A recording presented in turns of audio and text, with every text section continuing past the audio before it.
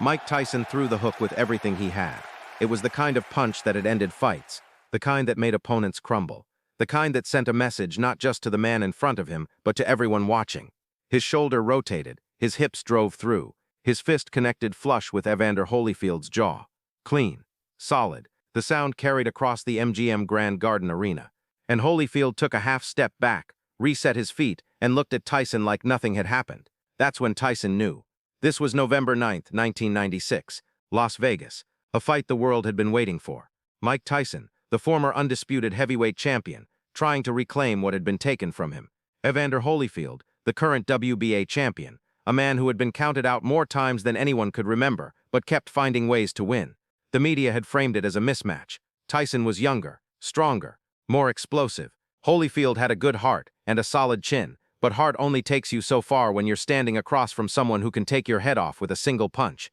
Tyson had believed that narrative, not consciously maybe, but somewhere deep in his preparation, in the way he carried himself during the build-up, in the way he looked at Holyfield during the weigh-in.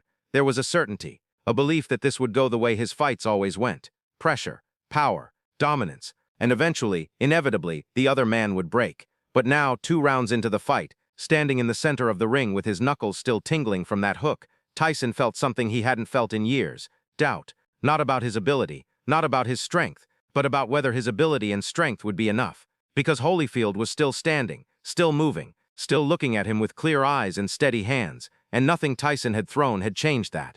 The first round had been cautious, both men feeling each other out. Tyson pressed forward the way he always did, low crouch, head moving, looking for openings. Holyfield circled and jabbed and kept his distance. Standard, expected, but there was something in Holyfield's movement that was different from other opponents. He wasn't tentative, wasn't waiting for Tyson to make a mistake. He was just there, present, engaged, not afraid. In the second round, Tyson had started to apply real pressure. He cut off the ring, forced Holyfield into the corners, threw combinations to the body and head. Some landed, some missed, but the ones that landed, the ones that should have made Holyfield think twice, should have planted a seed of hesitation, didn't seem to register. Holyfield would absorb the punch, tie Tyson up in a clinch, or step to the side and reset. No panic, no desperation, just adjustment. And then Tyson had thrown that hook, the one he had been setting up, the one that landed clean, and Holyfield had barely reacted.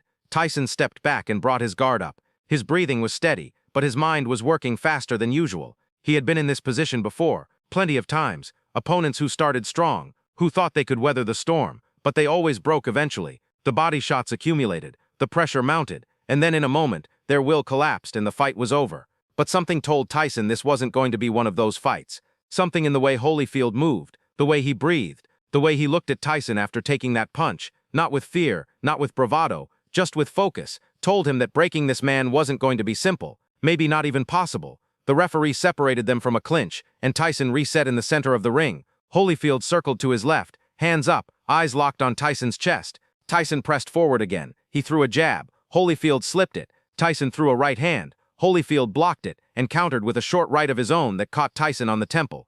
Not a devastating punch, but a clean one. And it landed because Tyson had overcommitted, had pressed too hard, had tried to force something that wasn't there. That was the moment. Not the hook that Holyfield absorbed, but the counter that Tyson didn't see coming. The realization that this wasn't just about durability. It wasn't just about Holyfield being tough enough to take Tyson's power. It was about him being skilled enough, disciplined enough, to capitalize on the openings Tyson created when his power didn't work immediately. Tyson had spent his entire career fighting men who feared him, men who made mistakes because they were thinking about his power instead of their own strategy, men who saw the highlight reels and the knockouts and walked into the ring already half-beaten. Holyfield had seen the same reels, had felt Tyson's power firsthand now, and he was still fighting his fight, still executing his game plan, still present. The bell rang to end the round and Tyson walked back to his corner. His face was blank. His trainer was talking but Tyson wasn't fully listening. He was replaying the round in his head. The hook, Holyfield's reaction, the counter, the feeling that his usual approach wasn't working,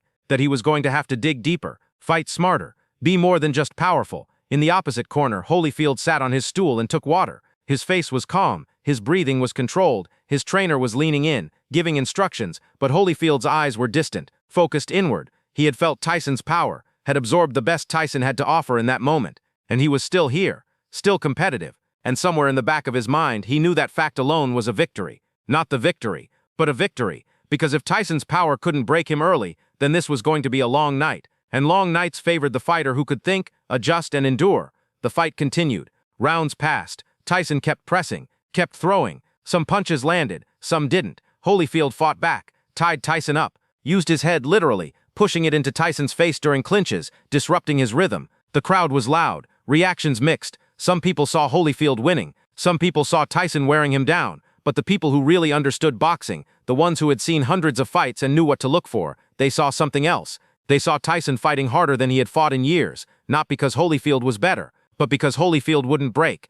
In the 6th round, Tyson landed a vicious uppercut. Holyfield's head snapped back, his legs stiffened for a moment. The crowd rose to its feet. This was it, the moment everyone had been waiting for. Tyson pressed forward, sensing the opening. He threw a combination. Left hook, right hand, left hook. Holyfield covered up, backed into the ropes, and rode out the storm. When Tyson finally stepped back, breathing hard, Holyfield pushed off the ropes and came forward, not retreating, not surviving, engaging. Tyson looked at him and felt it again. That awareness, that realization. Power wasn't going to be enough, not tonight, maybe not ever again, because the opponent standing in front of him had felt everything Tyson could deliver, and was still choosing to fight, not out of desperation, not out of stubbornness, out of belief, the belief that he could win. And belief, Tyson was learning, is harder to break than bone. The later rounds were brutal. Holyfield started to take over. His jab found its mark more consistently. His counters landed cleaner. Tyson kept pressing, but his punches had less behind them now,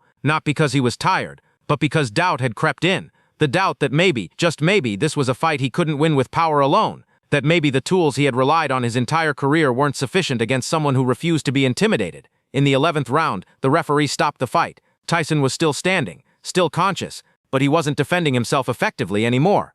Holyfield's punches were landing repeatedly, and Tyson's responses were slow, delayed. The referee stepped in and waved his arms, and it was over. Tyson walked back to his corner without protest. He sat on the stool and stared at the canvas. His face wasn't devastated, wasn't angry, just distant, processing. His trainer was talking, saying something about the next fight, about adjustments, about coming back, but Tyson wasn't listening. He was thinking about that hook in the 2nd round, the one that landed clean, the one that should have changed everything, and how Holyfield had taken it and kept fighting like it was nothing. In the opposite corner, Holyfield raised his arms. The crowd roared. He had won, not by knockout, not by dominating every second, but by refusing to break, by taking Tyson's best and giving it back, by proving that power alone, no matter how devastating, isn't enough against someone who won't be moved by it. Years later, people would talk about that fight as Tyson's first loss after prison, as the beginning of his decline, as proof that he wasn't the same fighter anymore. And some of that was true. But the people who were there,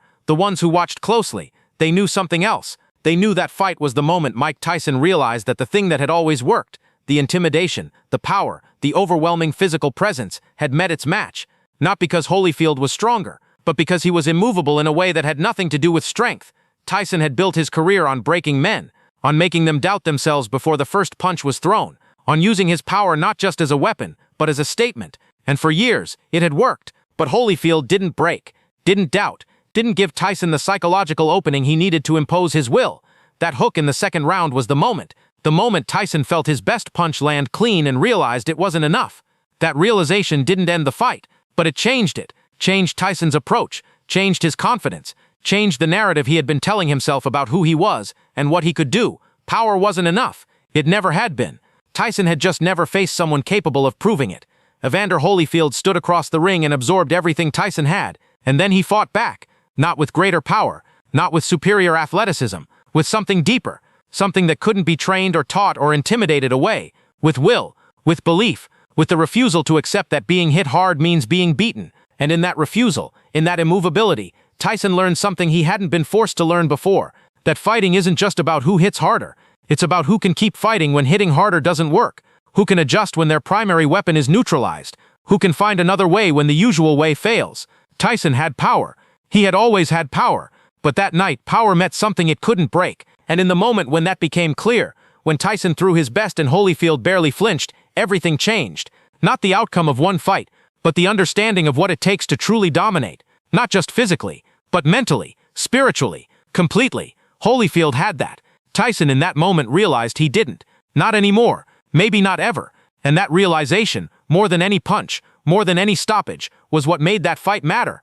Power wasn't enough. And once you know that, You can never unknow it. You've probably thrown your best punch, not in a ring, but somewhere, at a problem, at a relationship, at a goal. You gave it everything, used every tool you had, every bit of strength and will and determination, and it wasn't enough. Not because you failed, but because the thing you were fighting didn't break the way you expected it to. Maybe it was a project at work. You put in the hours, did the research, delivered what you thought was your best work, and the response was lukewarm, not rejection, not failure, just indifference. And you realized that effort alone, even maximum effort, doesn't guarantee the outcome you want. Maybe it was a person, someone you were trying to convince, to change, to reach, and you used every argument, every angle, every bit of logic and emotion you could muster, and they listened, and they understood, and they still didn't change, because people don't change just because you want them to, even when you're right, even when you give it everything. That's what Tyson felt. Not defeat, not failure, just the cold awareness that his best wasn't enough,